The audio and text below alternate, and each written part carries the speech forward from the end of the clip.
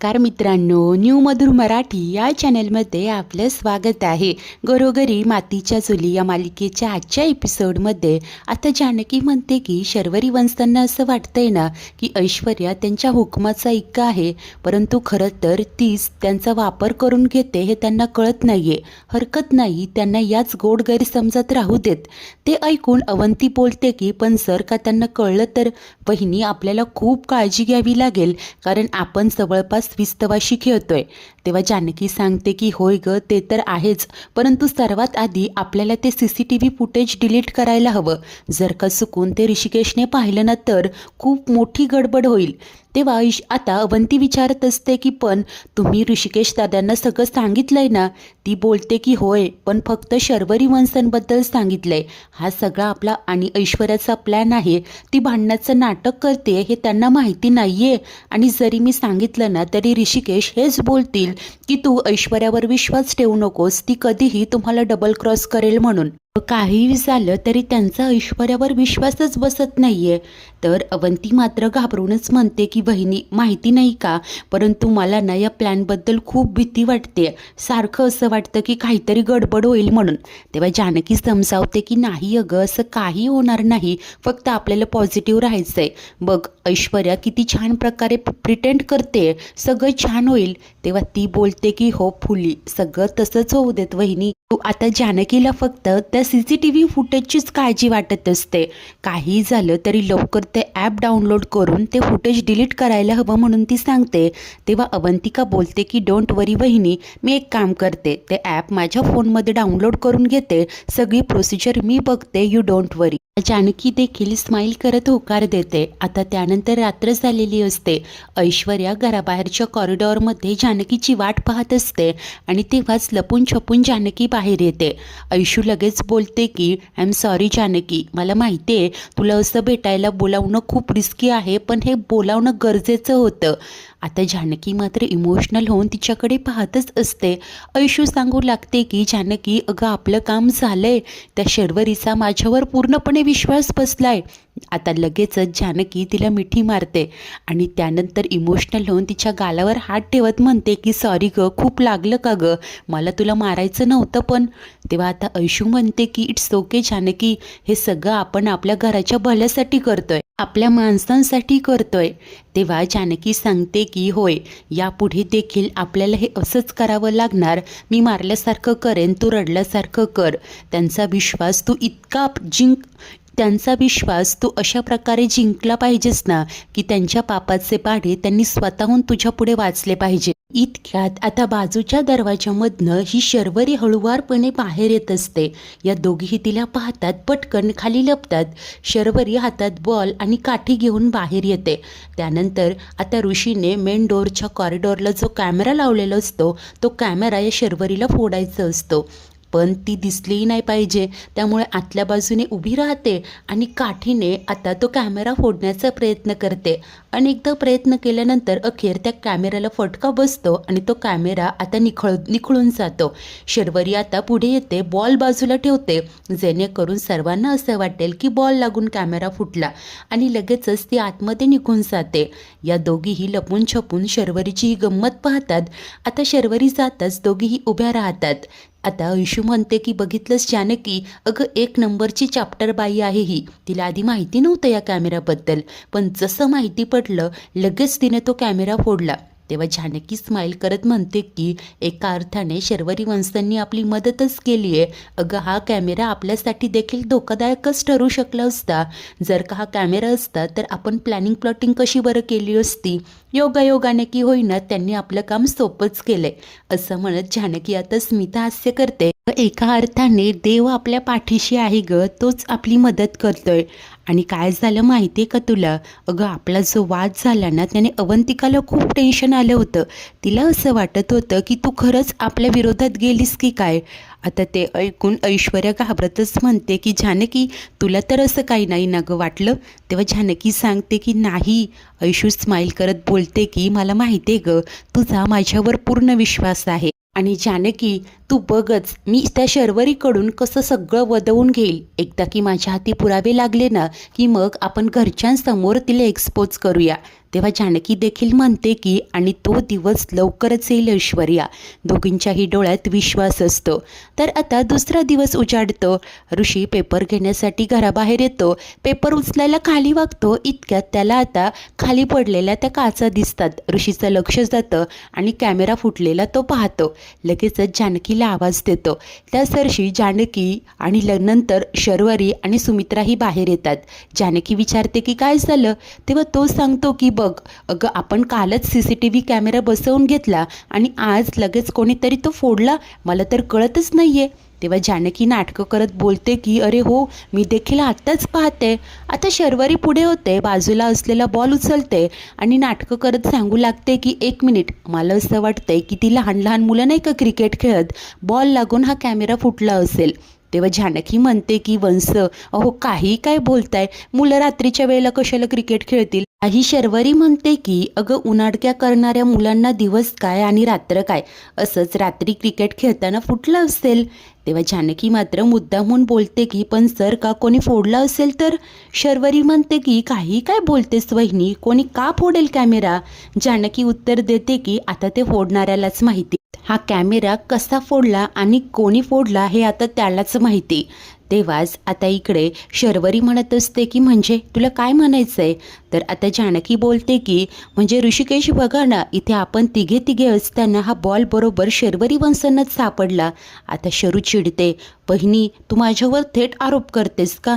जानकी नाटकं करत म्हणते की वंश आता मी असं म्हटलंय का, आई बघा या उगीच माझ्याबद्दल गैरसमज करून घेताय. ते असं झालं ना चोराच्या मनात चांदणे. आता शरू काही बोलणार तेच ऋषी दोघींनाही गप्प करतो आणि वाद घालू नका म्हणून सांगतो. सुमित्राही बोलते की हो आता यापुढे आपल्या घरात वाद नकोच. ऋषिकेश अरे हा सगळा काय प्रकार आहे. अरे मला तर असं वाटलं होतं आपल्या वाईटावर कोण आहे हे बघण्यासाठी हा कॅमेरा लावला, पण हा कॅमेराच फुटला. मला तर आता खूप दडपण यायला लागलंय रे, हे सगळं कोण करत असेल. मलाही असंच वाटतंय की मुद्दामून कोणीतरी कॅमेरा फोडलाय. हा ऋषी बोलतो की आई अगं जानकीने फक्त पॉसिबिलिटी सांगितली. शरू म्हणते तसं कोणी लहान मुलाने देखील फोडला असेल.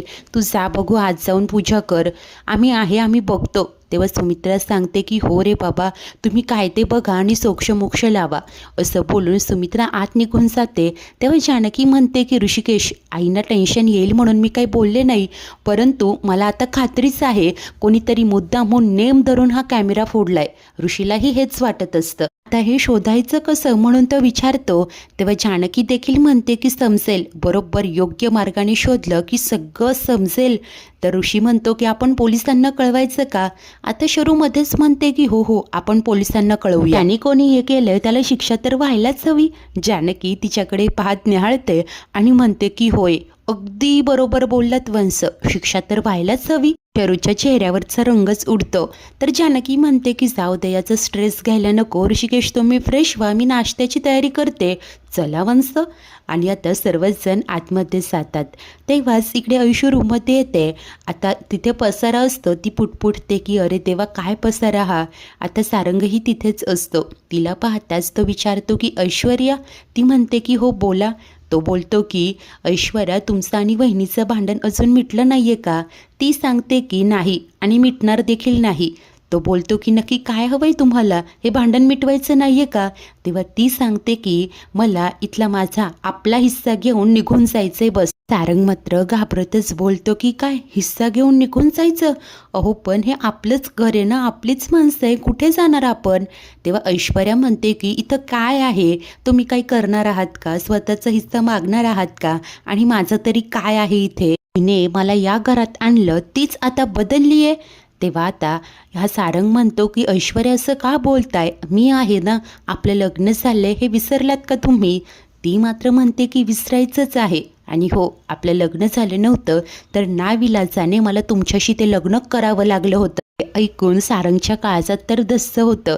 तर हे बोलताना ऐश्वर्याला देखील त्रासच होत असतो.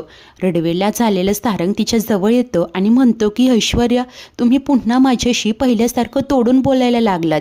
तेव्हा ती बोलते की मग काय करू. अहो तुम्ही काही करणार आहात का सांगा मला. बिचारा सारंग मात्र रडवेला होऊन म्हणतो की ठीक आहे, मग सांगा मला तुम्हाला काय हवंय, काय करायचं ते सगळं मी करतो, पण मला सोडून जाण्याची भाषा पुन्हा करू नका हो. हात जोडून तिला सांगत असतो की प्लीज ऐश्वर्या, अहो मला असं एकट्याने राहायचं नाहीये, आयुष्यातला खूप काळ मी एकट्याने घालवलाय, असं राहणं काही खायची गोष्ट नाहीये, हे माझ्याशिवाय दुसरं कुणाला माहिती असेल, प्लीज मला सोडून जाण्याची भाषा नका हो करू, मी हात जोडतो तुमच्यासमोर.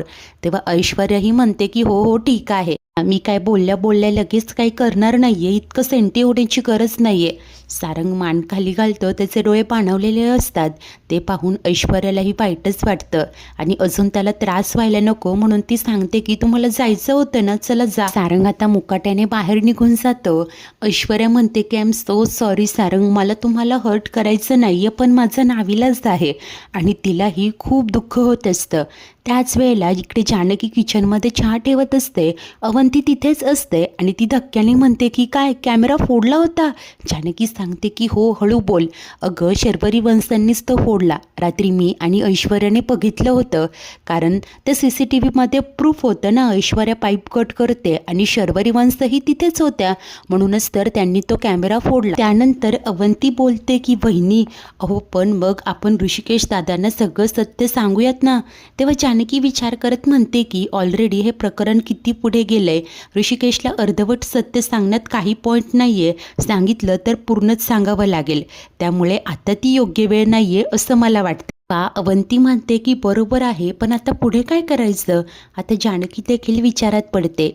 त्याच वेळेला इकडे ऐश्वर्या शर्वरीच्या येण्याची वाट पाहत असते.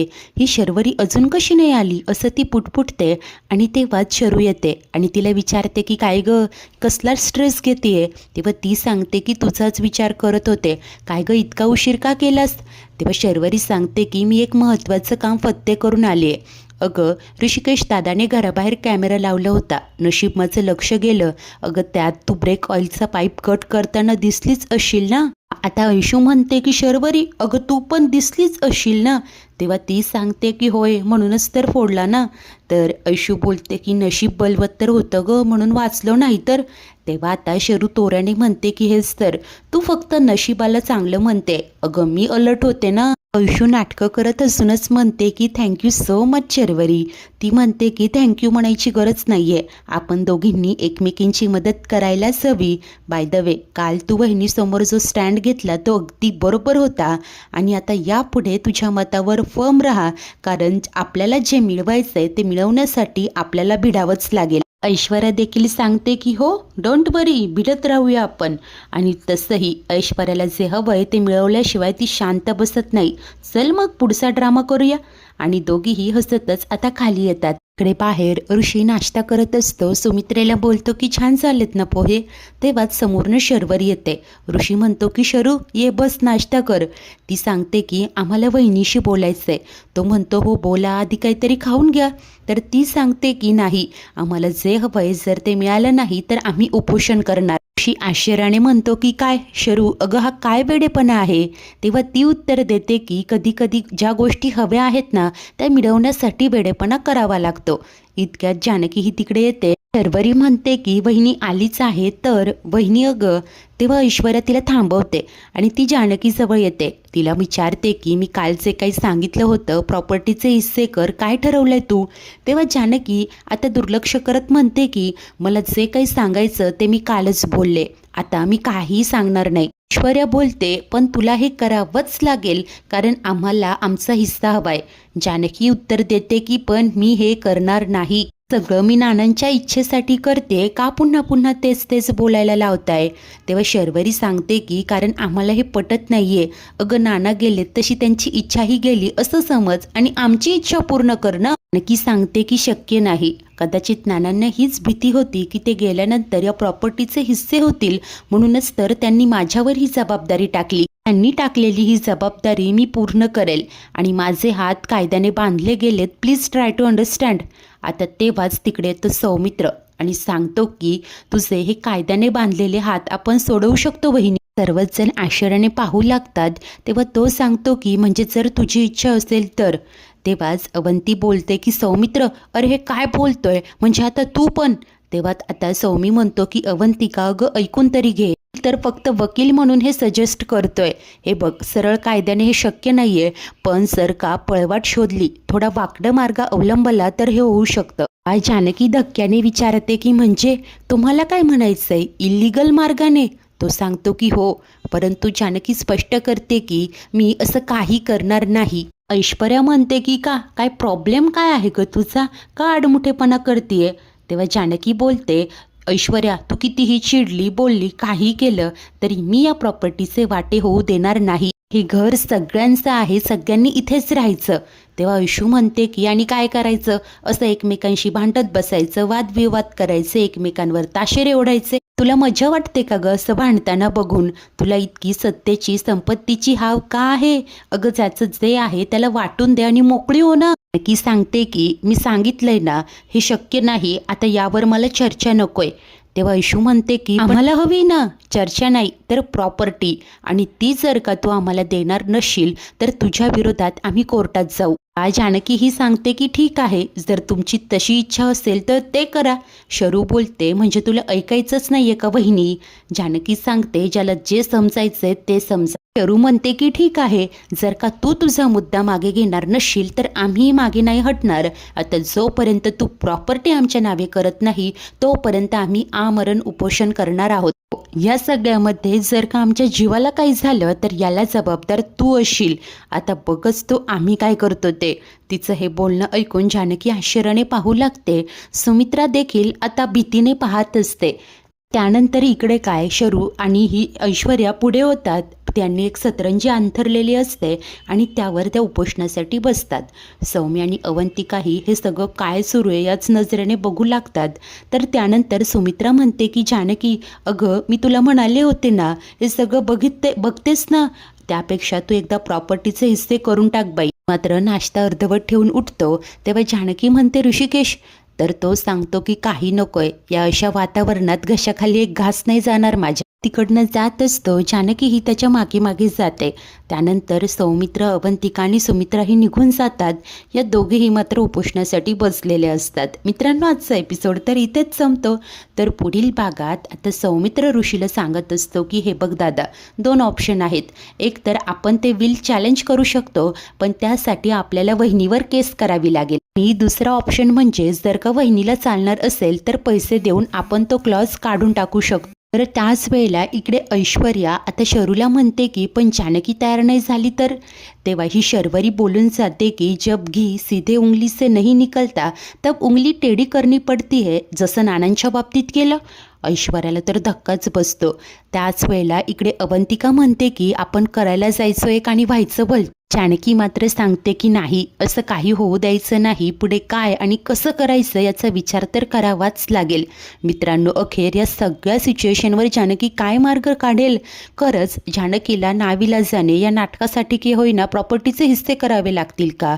शरू आता एक वाक्य तर बोलून गेली आहे, याचाच आता काही क्लू भेटून ऐश्वर्याच्या हाती पुरावे लागतील का? शर्वरीचं पितळ अखेर उघडं पडेल तरी कसं, पाहणे उत्सुकतेचे ठरेल. अशाच नवनवीन भागांच्या डेली अपडेट्ससाठी आपल्या न्यू मधुर मराठी या चॅनलला नक्की सबस्क्राईब करा. धन्यवाद.